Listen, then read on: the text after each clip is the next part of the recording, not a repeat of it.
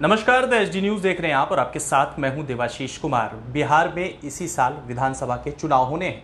तमाम पार्टियां अब इस पूरी राजनीतिक सरगर्मी में लग चुकी है, अपनी अपनी तैयारियों में लग चुकी है। चूंकि जनता के बीच जाना है, जनता तक बातें पहुंचाना है, इसलिए तमाम पार्टियां अब अपने अपने माध्यम से यानी डिजिटल माध्यम से लोगों को संबोधित भी कर रही है। इसी तमाम मुद्दे पर और खास करके बिहार की राजनीति में इस वक्त क्या कुछ चल रहा है, उस मुद्दे पर बातचीत करने के लिए इस वक्त हमारे साथ आरएलएसपी के मुख्य प्रवक्ता अभिषेक झा हमारे साथ। आपसे सवाल यही रहेगा, आज आपकी पार्टी ने आज 3 लोगों का गठन किया है जो महागठबंधन में लोगों से बातचीत करेंगे। क्या है वो पूरा मामला, हम आपसे जानना चाहेंगे। देखिए, हमारे राष्ट्रीय अध्यक्ष आदरणीय उपेंद्र कुशवाहा जी के आदेश पर आज 3 लोगों को उस सदस्य बनाया गया है उस कमेटी का, जो महागठबंधन के सभी घटक दलों से बात करेगा, कोऑर्डिनेट करेंगे वो लोग, ताकि सारी चीज़ें जो सुचारू ढंग से हो पाए। चुनाव भी सर पड़ा है, आप देख सकते हैं, और अब इलेक्शन कमीशन ने भी इस बात की घोषणा कर ही दी है एक तरह से कि चुनाव समय पर बिहार में होने हैं, तैयारियां चल रही हैं उनकी तरफ से भी। तो ऐसा आभास है कि चुनाव समय पर होगा, तो कोऑर्डिनेशन में किसी तरह की दिक्कत ना हो, अभाव ना हो, इसको लेकर 3 लोगों को पार्टी के राष्ट्रीय कोषाध्यक्ष हैं राजेश यादव जी, पार्टी के प्रदेश के अध्यक्ष हैं पूर्व सांसद जमुई के भूदेव चौधरी जी, और पार्टी के कार्यकारी अध्यक्ष हैं प्रदेश के वीरेंद्र कुशवाहा जी। इन 3 लोगों को आपने देखा है कि राष्ट्रीय अध्यक्ष के आदेश पर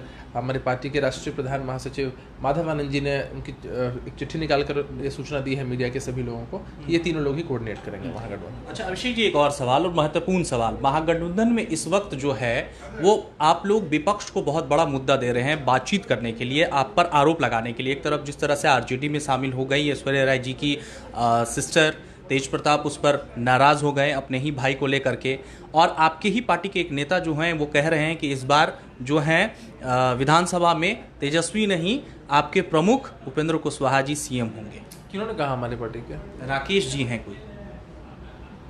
देखिए, पार्टी का मुख्य प्रवक्ता होने के नाते मैं आपको आश्वस्त कर दूं कि ऐसे ही कोई पार्टी में बयान दे दे तो उनका निजी बयान हो सकता है, लेकिन पार्टी का आधिकारिक स्टैंड यही है कि महागठबंधन का नेता कोऑर्डिनेशन कमेटी की बैठक में महागठबंधन के 5 घटक दल जब बैठेंगे तभी तय हो सकता है। ऐसे कोई एक पार्टी अपनी इच्छा अपनी मर्जी से कह दे कि हमारे नेता या महागठबंधन के नेता हो जाएंगे किसी एक पार्टी के नेता, यह संभव नहीं है, यह बात ही नहीं है। अरे गांधी मैदान आपका है ही नहीं तो रजिस्ट्री आप कैसे कर दीजिएगा?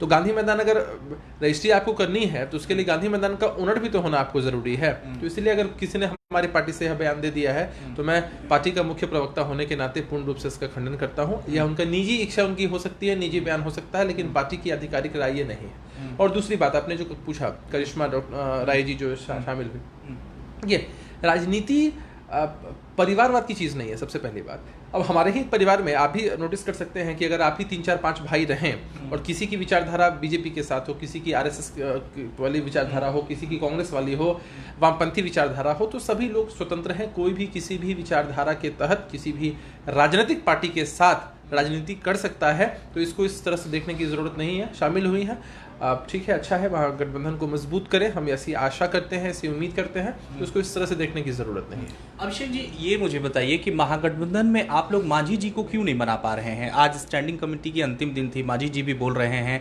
पहले आरजेडी से बातचीत की, नहीं बना, फिर कांग्रेस में गए, कांग्रेस से भी बात नहीं बना, आज अंतिम दिन है, मांझी जी को आप लोग क्यों नहीं बना पा रहे हैं? देवाशीष जी, आप लंबे वक्त से कवर कर रहे हैं इन सारे खबरों को। आपने देखा होगा कि इससे पहले भी पिछले साल भी मांझी जी इन सब मुद्दों को लेकर नाराज हुए थे। वो एक बार महागठबंधन की तरफ से आयोजित एक धरना भी था और एक मार्च भी था जिसमें मांझी जी नहीं आ रहे थे, लेकिन हमारे नेता ने जब उनसे रिक्वेस्ट किया और उनको समझाया तो वो नेता की बात पर मानकर चले आए। तो हमें ऐसा लगता है कि महागठबंधन के अंदर लोकतंत्र है, लोग अपनी बातें कह सकते हैं, रख सकते हैं।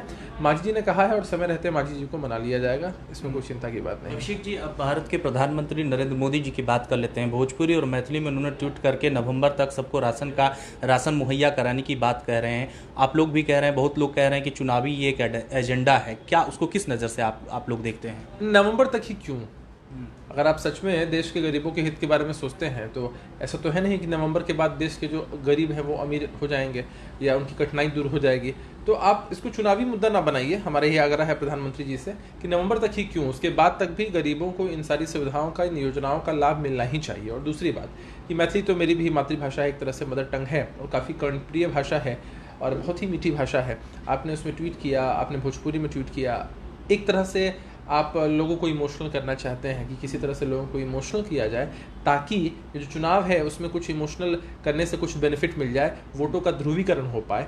आप किसी भाषा में बोलिए, आप कहीं जाते हैं वहाँ के बेटे बन जाते हैं, आप वहाँ के सपूत बन जाते हैं, आप किसी भी भाषा में बोलिए, इस बार जनता आपकी नहीं सुनने वाली है। इस बार जनहित के जो मुद्दे हैं उन्हीं के हिसाब से चुनाव होंगे। पढ़ाई, कमाई, दवाई, सिंचाई, कार्रवाई, सुनवाई के मुद्दे सबसे अहम है। वो किसी भी भाषा में जो भी इन सारे मसलों को हल करेगा, जनता उसी का साथ देगी। अच्छा, एक और बात, बिहार में जिस तरह से कोरोना का प्रकोप जो है वो लगातार बढ़ रहा है, सरकार कह रही है कि इस पर हम काम कर रहे हैं, हमारा सब कुछ ठीक है, लेकिन आंकड़े तो ऐसे नहीं बता रहे हैं। आप लोग इस पर क्या कहेंगे? जांच की रफ्तार बहुत कम है। हम तो लगातार इस बात को उठाते आए हैं कि जांच की रफ्तार बहुत कम है। आपने देखा है कि RMRI 2 दिन के लिए बंद भी हो गया है, क्योंकि वहाँ भी कोरोना के केसेस मिल गए हैं। जांच की रफ्तार बढ़ाना बहुत ज़रूरी है, तभी हम इस महामारी से लड़ पाएंगे और जूझ पाएंगे। जी, बहुत जरूरी है। अंतिम सवाल एक, अभिषेक जी, आगे की रणनीति क्या कुछ है? चूंकि विधानसभा का चुनाव है ऐसे में, और इस वक्त आप हमारे साथ लाइव है, बहुत जनता जानना भी चाहेगी क्या रणनीति है, कैसे महागठबंधन में सब कुछ ठीक होगा? गलत तो चल ही रहा है, बिल्कुल, इससे नकारा नहीं जा सकता, कैसे आप लोग उसको ठीक करेंगे और क्या कुछ आगे होगा? देखिए, सबसे पहले महागठबंधन के जो भी घटक दल थे, कोरोना जैसी महामारी से पूरे देश और प्रदेश की जनता जूझ रही थी, उनकी मदद में लगे थे, उनके मुद्दों को उठाने में लगे थे, विपक्ष होने के नाते, जो हमारी सबसे बड़ी नैतिक जिम्मेदारी थी। और दूसरी बात कि चुनाव के लिए तैयारी नहीं की जाती है, चुनाव के लिए तैयार रहा जाता है। जिस तरह से परीक्षा की तैयारी नहीं की जाती है, परीक्षा के लिए हमेशा तैयार रहा जाता है। हम लोग जनता के बीच रहने वाले लोग हैं, जनता के मुद्दों को उठाने वाले लोग हैं, इसीलिए हमें इस बात की ज़्यादा फिक्र नहीं है कि समय बहुत कम है, कैसे चुनाव हम लड़ पाएंगे, क्या हो पाएगा, नहीं हो पाएगा। हाँ, हम ये चाहते ज़रूर हैं कि महागठबंधन में चूँकि 5 घटक दल हैं, तो समय रहते अगर कोऑर्डिनेशन हो जाए, सीटें चिन्हित कर ली जाए, कैंडिडेट चिन्हित कर लिए जाए, तो इसका बहुत बड़ा फायदा मिल सकता है आगामी विधानसभा के चुनाव में। हमने देखा था कि लोकसभा में कहीं ना कहीं कोऑर्डिनेशन का थोड़ा अभाव था, बहुत सारी चीज़ें विलम्ब से हुई थी, इसलिए परिणाम हमारे पक्ष में उस हिसाब से नहीं आ पाए, अब हमें हार का सामना करना पड़ा। तो हम चाहते हैं कि अपने पास से हम सीख लें और इस बार वैसी चीज़ें ना हो, और मुझे ऐसा लगता है कि समय रहते सारी चीज़ें ठीक हो जानी चाहिए। महागठबंधन के सभी लोग बैठेंगे और ठीक करेंगे इसको। बहुत बहुत शुक्रिया। तो हमारे साथ RSP मुख्य प्रवक्ता अभिषेक झा थे। बेबाक अंदाज में उन्होंने अपनी बातें रखी और विधानसभा चुनाव के लिए बहुत अच्छी बातें कही कि कोई पार्टी जो है वो तैयारी नहीं करता है, तैयार रहना पड़ता है। अब ऐसे में देखना होगा कि जनता क्या महागठबंधन का साथ देती है या नीतीश कुमार जिस तरह से कह रहे हैं कि 15 सालों का हिसाब जनता देगी, क्या होता है। चूंकि राजनीति है, राज्य और नीति दोनों साथ साथ होता है। अपने सहयोगी सोनू के साथ मैं Debashish Kumar, the SG news, Patna.